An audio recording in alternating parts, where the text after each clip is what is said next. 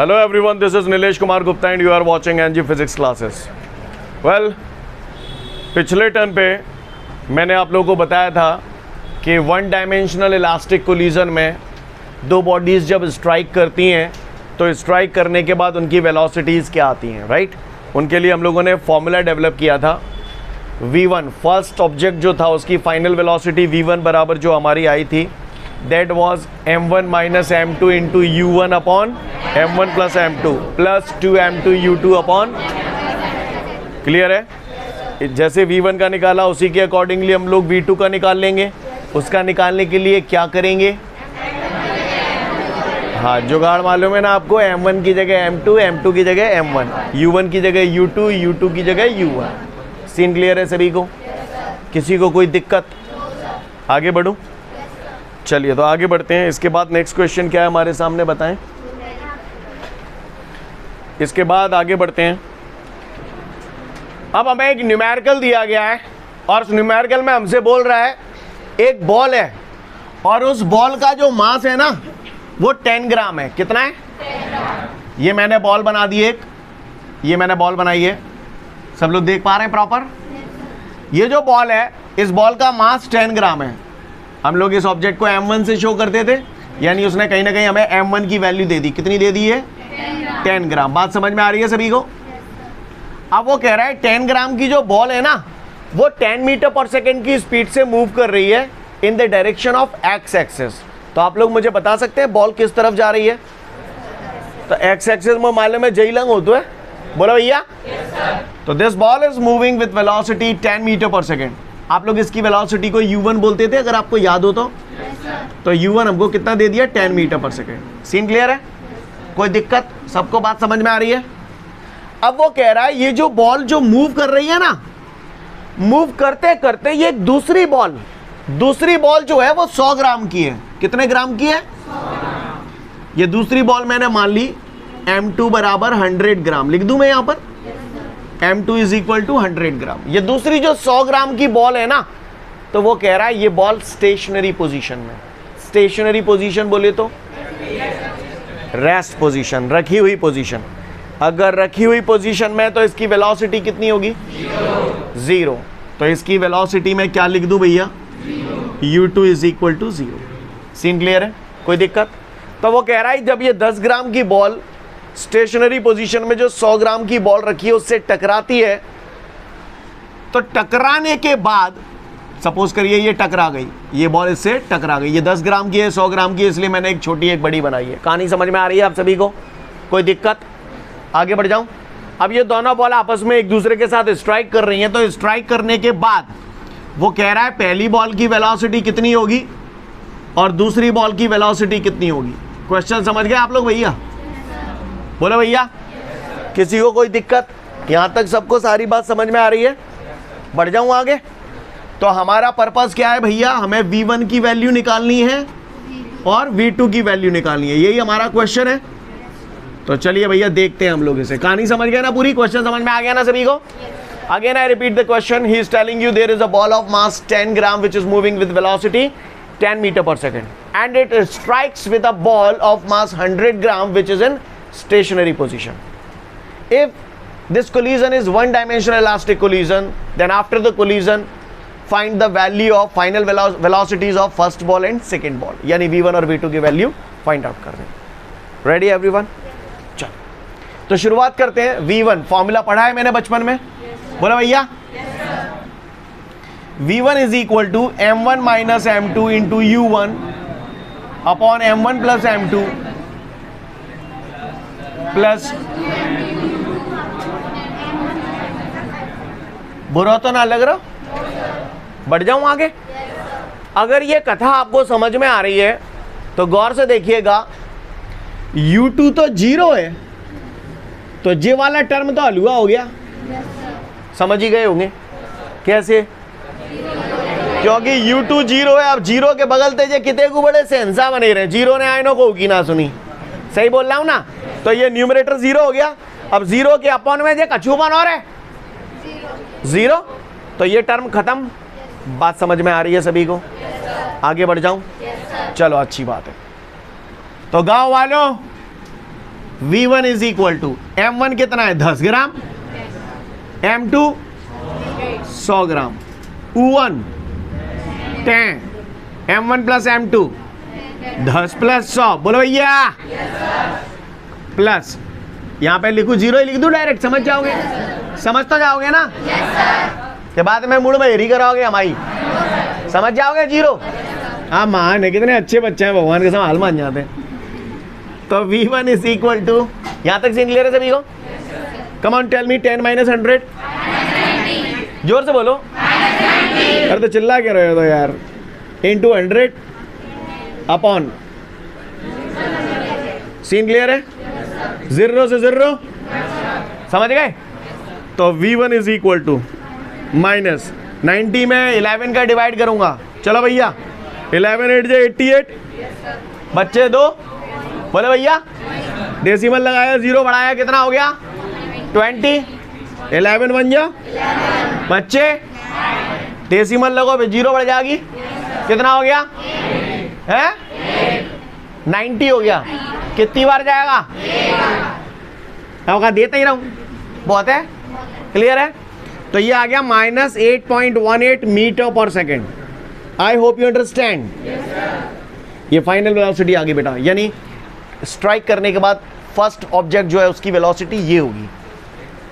और यहाँ माइनस जो आ रहा है, माइनस पता क्या कह रहा है, माइनस पता क्या कह रहा है, क्या कह रहा हूँ माइनस, हाँ माइनस यो कह रहा हो कि जब ये जाते भरभरा के टकराए हो ना, तो टकरावेगा तो रिवर्स मारेगो, जालंग उल्टो आवेगो, नहीं है मेरी बात समझ, ये समझ ही ना पा रहे कहाँ चल रहा है? सीन क्लियर है?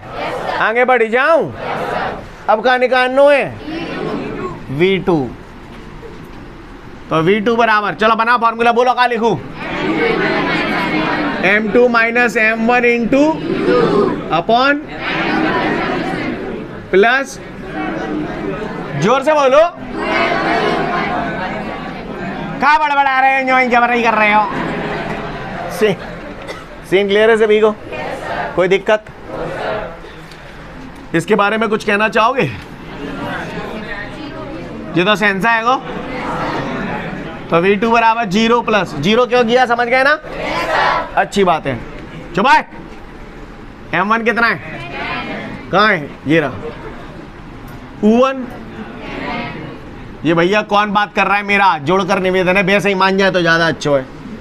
M1 फिर 10, M2 100। सीन क्लियर है सभी को? तो ये तो कहानी खत्म हो गई। V2 बराबर हमारे पास कितना हो गया भैया, देखो जरा, 10 10 100, 100 का 2 से मल्टीप्लाई करूंगा, 100 प्लस 10, 0 से 0, अब तो डिवाइड तो कर लोगे ना, कितना आ रहा है बोलो भैया V2 बराबर 1.82 मीटर पर सेकेंड। सीन क्लियर है? कोई दिक्कत? कर पाएंगे नहीं कर पाएंगे? कर पाएंगे? उतार लो फटाफट से। लिसन एवरीवन, ये जो न्यूमेरिकल हमने सॉल्व किया, मैंने किया और आपने नोट डाउन भी कर लिया, सही बोल रहा हूँ? किसी के दिमाग में कोई डाउट नहीं आया? कोई बात नहीं, कल लेकिन जब आप आगे पढ़ोगे या रिवाइज करोगे, प्रैक्टिस करोगे, तो आपको एक डाउट आएगा। आपका डाउट ये आएगा कि सर जामे ये ग्राम तो बदलो इन्होंने किलोग्राम में। नहीं आया तो आना चाहिए। जब भी हम किसी न्यूमेरिकल को सॉल्व करते हैं, हमारे को जितनी भी क्वांटिटी दी गई होती है वो एक ही सिस्टम में होनी चाहिए, या तो CGS सिस्टम में होनी चाहिए या फिर SI या MKS में होनी चाहिए। समझ में आ रही है बात? अब मुझे दिख रहा है जहाँ में वेलोसिटी तो मीटर पर सेकंड में दइए, मीटर पर सेकंड में दइए, जाकर मतलब ये MKS सिस्टम में है वो नहीं है वो, और जे तो है ग्राम में, तो ये CGS में है वो। तो आंसर तुम्हें गलत आओ नहीं आओ। तो मुझे कायदे से क्या करना चाहिए था? बदलना चाहिए था। क्या करना चाहिए था? बदलना चाहिए था। तो ग्राम को मैं किलोग्राम में बदल देता तो भी आंसर यही आता। मैंने यहाँ नहीं बदला, मैंने यहाँ क्यों नहीं बदला? आप बदलना चाहते, अगर कोई इसे बदल के भी करता, ग्राम को किलोग्राम में बदल के करता, तो भी आंसर वही आता। मैंने नहीं बदला तो भी वही आया है।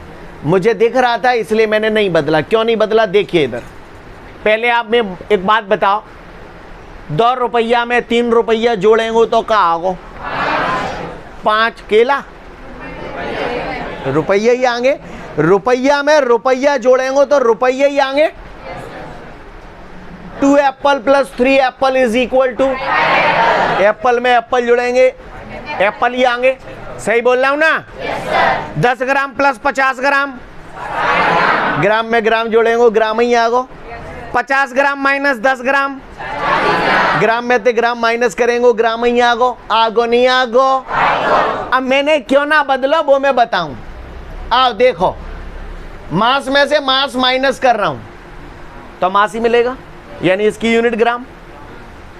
मास में मास जोड़ रहा हूं ग्राम, ग्राम ग्राम कट गए, समझ में ही नहीं आई मैंने। तो ग्राम से ग्राम कट गए, इसलिए यहां पर आंसर पे कोई इफेक्ट नहीं पड़ा। समझ? ऐसे यहां देख लो, ये भी मास है ग्राम, ये भी मास है ग्राम, तो ग्राम ग्राम। क्लियर है? नहीं आई मेरी बात समझ? तो इसलिए मैंने यहां पर नहीं बदला, तो उससे कोई फर्क नहीं पड़ा। क्लियर? अगर आप बदल के करते तो भी वही आंसर आता। समझ में आ रही है बात? सीन क्लियर है? काहुए को परेशानी? तो इस टाइप के क्वेश्चन अगर आ गए तो हम चमका देंगे। माइनस साइन आपको समझ में आता है क्या रिप्रेजेंट कर रहा है? क्या रिप्रेजेंट कर रहा है कि जब ये इतनी, ये कहाँ ये 10 ग्राम है, कहाँ ये 100 ग्राम है, यानी ये बड़ो है, जाते जब ये टकराओ तो वापस लौट कर आएगा। अपोजिट डायरेक्शन को रिप्रेजेंट कर रहा है। सीन क्लियर है सभी को? आगे बढ़ जाऊं? आगे बढ़ते हैं। अगर ये बात हमको समझ में आ रही है तो इसके बाद हमारे सामने अगला क्वेश्चन है, और अगले क्वेश्चन में मुझसे ये बोल रहा है कि भैया अगर 2 बॉडीज हैं और 2 बॉडीज आपस में एक दूसरे के साथ स्ट्राइक कर रही हैं, क्या कर रही हैं? 2 बॉडीज आपस में स्ट्राइक कर रही हैं, और खास बात ये दे रहा है कि दोनों बॉडीज के मास सेम कह रहा है। कैसे कह रहा है? आइए देखिए आप। पहले मैं कल की बात ही बता रहा हूं आपको। कल मैंने आपको ये जो पढ़ाया था, मैंने बोला था एक बॉडी ये रही, इसका मास m1 है, ये u1 वेलोसिटी से मूव कर रही है, और ये दूसरी बॉडी है जिसका मास है m2, ये u2 वेलोसिटी से मूव कर रही है। दोनों बॉडी आपस में टकराई, और टकराने के बाद फिर m1 v1 वेलोसिटी से मूव करने लगा, और m2 v2 वेलोसिटी से मूव करने लगा। यही तो बताया मैंने आपको। सीन क्लियर है? फर्स्ट ऑब्जेक्ट की इनिशियल वेलोसिटी कितनी है? सेकंड की? फर्स्ट ऑब्जेक्ट की फाइनल वेलोसिटी कितनी है? सेकंड की? समझ में आता है आपको? अच्छा, अब वो मोते यूं कह रहे हैं कि भैया इस बात को प्रूव करके बता दो कि जब 2 सेम मास की बॉडी आपस में टकराती हैं, स्ट्राइक करती हैं, कोलाइड करती हैं, तो उनकी वेलोसिटीज इंटरचेंज हो जाती हैं। कल मैं जाते जाते समझा के गया था, अगर आपको याद हो तो। याद आ रही है ना सीन? 2 सेम मास की बॉडी आपस में टकराती हैं तो उनकी वेलोसिटीज, लिसन, अगर मास सेम है तो मैंने यहां पर लेट कर लिया m1 बराबर m2 बराबर m। बोला भैया? अब भाई जा की वेलोसिटी u1 है, जा की वेलोसिटी u2 है, और अगर दोनों सेम मास के होंगे तो इनकी वेलोसिटी इंटरचेंज हो जाएगी। तो इस वाले की फाइनल वेलोसिटी कितनी हो जाएगी? जी अपनी जाए दे देगा, जा कीजिए ले लेगा। बोलो भैया, सही बोल रहा हूं ना? यानी इसकी फाइनल वेलोसिटी कितनी हो जाएगी? u2। यानी इसकी फाइनल वेलोसिटी डिनोट तो v1 से करते हैं ना, यानी v1 काय के बराबर हो जाएगा? u2 के बराबर। और ये इसकी फाइनल वेलोसिटी है, इसकी फाइनल वेलोसिटी कितनी होगी? ये वाली अपनी इसको दे देगा, यानी v2 is equal to u1। कहानी समझ में आ रही है? सीन क्लियर है? ये स्टेप समझ में आ रहे हैं कि वैसे ही रह रहे हो? आ रहे हैं। ये चीज़ इस बात को रिप्रेजेंट कर रही है कि दोनों की वेलोसिटीज क्या हो गई? इंटरचेंज हो गई। तो यही चीज़ मुझे प्रूव करनी है। हवेल प्रूव करके यही आने वाला है। क्लियर है? तो खैर ज़्यादा समझ में आवतना है, ज़्यादा पढ़े लिखे अपन अतनान है। क्लियर? 2 बॉडी कह रहा है, दोनों बॉडी इनके मास सेम कह रहा हो, तो मैंने m1 बराबर m2 बराबर m मान ली। मान ली नहीं मान ली? तो बस अब इनकी वेलोसिटी निकाल दो वहाँ में, और कहा m1 minus m2 into u1 upon m1 plus m2 plus 2m2 u2 upon m1 plus m2। कहानी समझ में आई? चलो आ जाओ फटाफट। m1 बराबर m2 बराबर m है, तो ये m माइनस m, बोलो ना पर तुम पे, m1 plus m2 plus 2, m2 की जगह भी m U2 अपॉन M1 की जगह M, M2 की जगह M। काउगे को परेशानी, M ते M कैंसिल हो जाएगी तो कितने जाओ जी, 0 का मल्टीप्लाई U1 से करूँगा, 0 अपॉन ये, समझ में आई? ये हो गया आपका plus 2M U2 upon M plus M, 2M से 2M कैंसिल, V1 बराबर U2। कहानी समझ में आई भैया? कोई दिक्कत? यही तो बोल रहा था मैं अभी। हाँ, आगे बढ़ते हैं, आ जाओ। V2 निकालें। V2 के लिए फॉर्मूला बोलो, क्या लिखूं? V2 बराबर M2 minus M1 U2 upon plus 2M1 U1 upon, किसी को कोई परेशानी? सबको बात समझ में आ रही है? चलो आ जाओ। V2 बराबर M2 की जगह क्या रखूं? M1 की जगह M minus M U2 upon M plus M, 2 M1 की जगह M U1 M plus M। Scene clear है भैया? हाँ भैया, कुछ कहो। पूरी कहानी खत्म हो गई। तो V2 बराबर 0 plus 2M U1 upon 2M, तो V2 बराबर U1।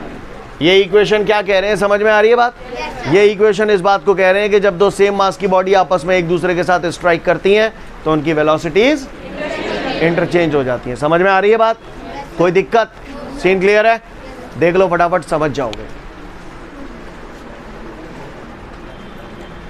इसके बाद हमारे को नेक्स्ट न्यूमेरिकल दे रहा है।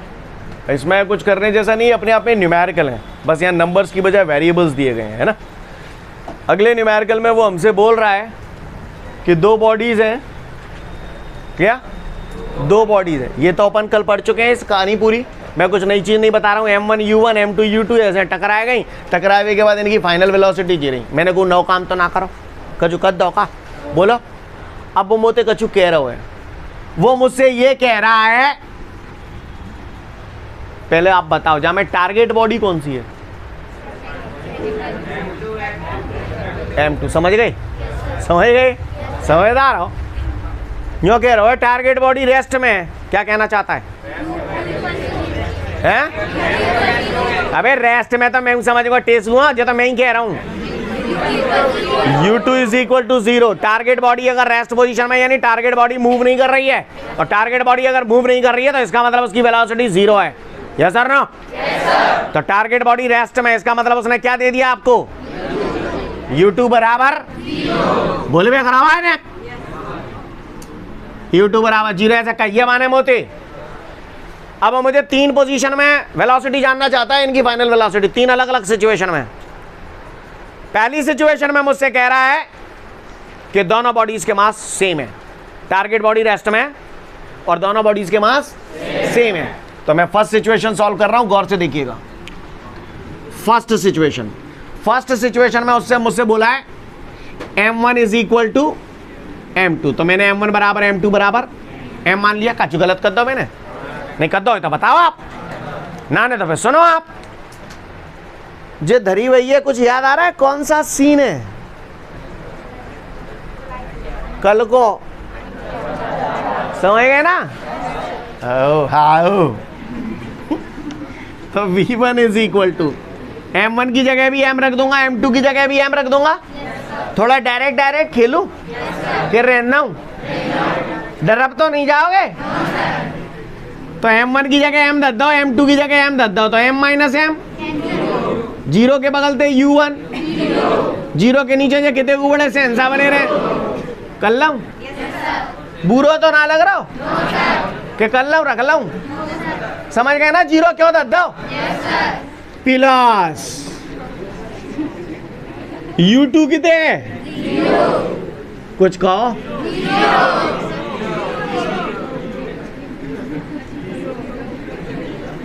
समझ में ही नहीं आई, कहा है वो रेल सी नहीं कर गई। सीन क्लियर है? कि पूरा धर के बताऊं है? नहीं कहो तो धर दे तो ना धर रहो। चलू आगे। V2 निकालना है, V2। तो भैया टारगेट बॉडी तो रेस्ट में, तुझे तो हलवा ही है वो। हाँ तो ठीक है, तो जीरो है वो, तो क्या करें? 2m1 की जगह u1 भैंसों की अपॉन फिर m1 की जगह m, m2 की जगह m।